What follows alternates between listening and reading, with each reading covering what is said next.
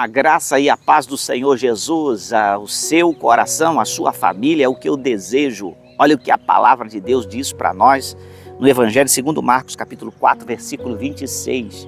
Eu quero falar sobre a vontade de Deus, porque diz assim, olha, e dizia, o reino de Deus é assim, como se um homem lançasse a semente à terra, e dormisse e se levantasse de noite ou de dia, e a semente brotasse e crescesse, não sabendo ele como.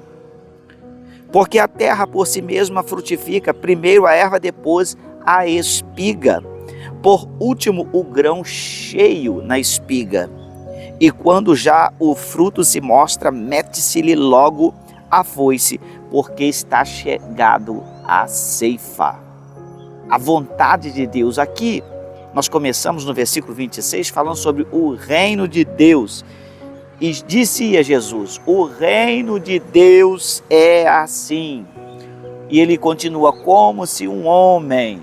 Então, uma realidade de que nós precisamos trazer para a nossa mente é que quando Jesus disse o reino de Deus, ele está dizendo a vontade de Deus. O reino de Deus é o propósito de Deus em nossa direção. Nós precisamos sempre trazer à mente de que o reino de Deus, nós oramos dizendo, venha a nós o teu reino, seja feita a tua vontade, assim na terra como é feita no céu.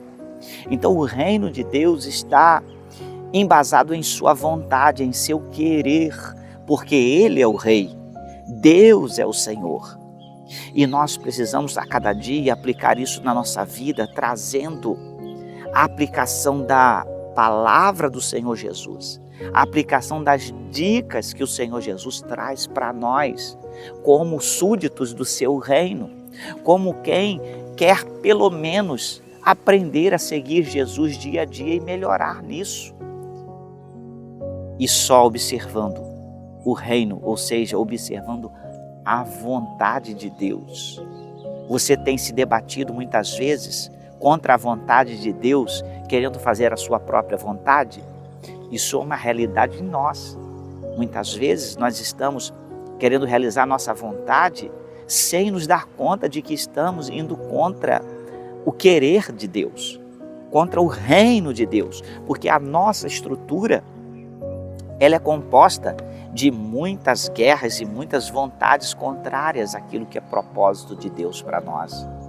É por isso que o reino de Deus, ele começa na igreja, ele começa na instituição que Jesus faz dos seus discípulos, e ele forma a base da igreja, a doutrina dos apóstolos, e a vontade de Deus expressa a cada dia através daquilo que nós aprendemos. Como esse momento, estamos na palavra, é na palavra de Deus. Você está vendo um cenário aqui atrás de mim, nós estamos aqui no estacionamento da Quinta Igreja Assembleia de Deus, uma casa de oração, onde a igreja do Senhor Jesus se reúne. E o interessante é que a reunião, já que estamos falando de plantio, de semente, a reunião na casa de oração ela é composta por dois elementos que são por Jesus trazido em comparação, que é o joio e o trigo, dois elementos que têm vida própria, mas que estão juntos. E muitas vezes, quando se fala em casa de oração, os que fogem da vontade de Deus, enganados por si mesmos, enganados por um sistema que começa a pregoar tantas coisas contrárias à igreja, a pessoa diz, não, eu sou cristão, mas não faço parte da igreja, não faço parte da religiosidade, não faço parte da casa de oração, e tenta viver independente disso, e aí está o grande auto-engano, ou o engano que outros trazem, a pessoa sem perceber cai nas teias desta mentira, porque é na casa de oração que está reunido os dois elementos, o joio e o trigo. E Jesus diz, não tire. Olha só, então aqui é o lugar do desafio, é o lugar do exercício do amor, é o lugar em que nós aprendemos a suportar o fraco na fé e fortalecê-lo. Isso é reino de Deus, isso é igreja. Isso é casa de oração. Nós precisamos entender isso. Mas olha, Jesus, ele prossegue com a sua vontade dizendo, como se este homem dormisse e levantasse de noite e dia, e a semente brotasse e crescesse, não sabendo ele como. Por quê? Uma realidade é que a semente, ela carrega em si o propósito da vida. Ela já tem em si tudo o necessário. E a terra do qual é plantada a semente, ela já tem em si tudo que a semente necessita para produzir. Interessante que quando Deus ele conclui a criação, né, que ele traz a existência e pelo poder da palavra cria as coisas. O homem ele criou do barro, ele formou com as suas mãos, mas as ervas, as sementes, foi pelo poder da sua palavra, porque ele disse, terra, dê a sua semente, a sua espécie, produza, a terra produza, debaixo desta ordem, a terra produziu. Olha só, uma realidade que Deus, ele exige de cada um de nós aquilo que nós podemos produzir. Ele não exigiria da terra se a terra não já tivesse por ele sido feita com a capacidade de produzir. Ele já te fez com esta capacidade, a capacidade de produzir segundo a sua vontade, segundo a vontade de Deus. Então não perca a perspectiva da realidade de que o Senhor te destinou a produzir e produzir coladinho com o joio e o trigo. É uma existência, é uma realidade, é uma plantação.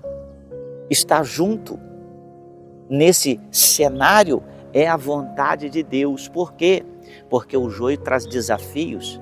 O joio nos ensina a amar. O joio lapida a nossa vida através das necessidades que se vêm ao relacionar-se com essa comparação que Jesus faz, aquele que tem dificuldade, aquele que é fraco na fé.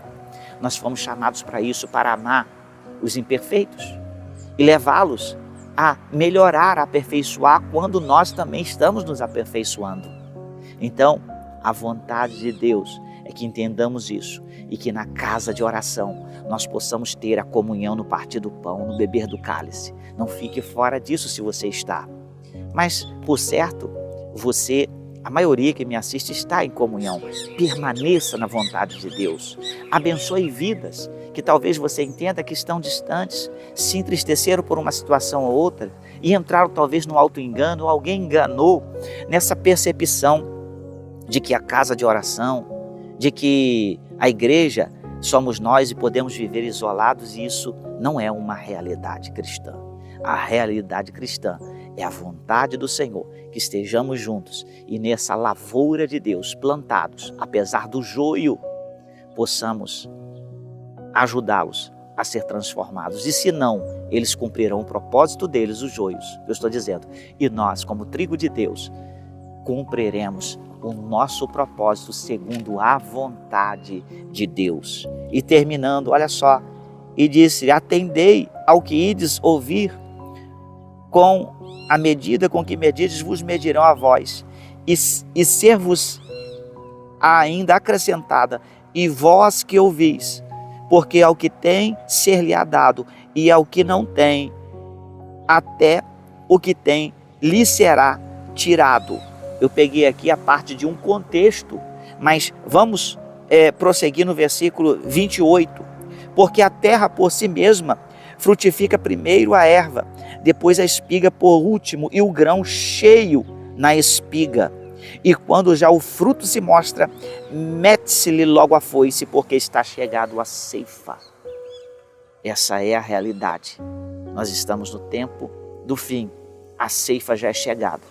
Corramos, vamos estar juntos, dentro do propósito e da vontade de Deus. Que Deus abençoe o seu coração e abençoe a sua vida. E medite, nos versículos anteriores que eu li por engano, os meus olhos erraram aqui. Mas medite, está aqui, a parábola da candeia. Que Deus abençoe o seu coração, abençoe a sua vida, e eu quero te convidar, hoje, quarta-feira, nós estamos aqui em nossa sede às 19h30, com um grande culto, buscando ao Senhor por sua vida, clamando e declarando as bênçãos do Senhor sobre você e a sua família. Deus abençoe você abundantemente.